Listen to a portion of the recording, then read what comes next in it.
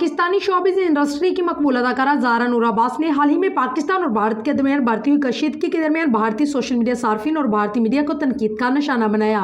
अदाकारा ज़ारा नूर अब्बास ने अपनी हालिया वीडियो में भारतीय मीडिया और सोशल मीडिया सार्फिन की जानिब से जंग की तारीफ और जंग के हक में दिए जाने वाले बयानात की सख्त अल्फाज में मजम्मत की। अदाकारा की जानिब से सोशल मीडिया पर जारी की जाने वाली वैल्यू वीडियोज़ देखते ही देखते सोशल मीडिया पर वायरल होगी, जिसमें उन्होंने हालिया जंगी तनाज़ुर पर बात करते हुए भारतीय सार्फिन को लाहौर कराची के हालात और मुल्क में पानी की बेहतरीन बहाली से आगाह कर दिया।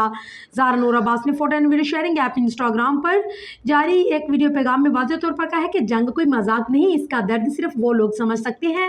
जिन्होंने अपने प्यारों को खोया हो। उन्होंने सोशल मीडिया सार्फिन और भारतीय मीडिया की जानिब से जंग की हमायत की मजम्मत की और सबको याद दिलाया है कि आप लोग जश्न मना रहे हैं, लेकिन आपको मालूम नहीं कि अगर जंग हुई तो असल नुकसान उन लोगों का होता है जिनके खानदान में कोई अपनी जान से जाता है। अफसोस का इजहार करते हुए कहा कि आप खुश हैं कि जंग शुरू होगी, लेकिन इसका दर्द वही माएँ, बीवियां और बच्चे महसूस कर सकते हैं जिनके प्यारे इसमें मरते हैं। इसके साथ ही ज़ारा नूर अब्बास ने भारतीय मीडिया को लाहौर और कराची पर हमलों की झूठी खबरें फैलाने पर भी तनकीद का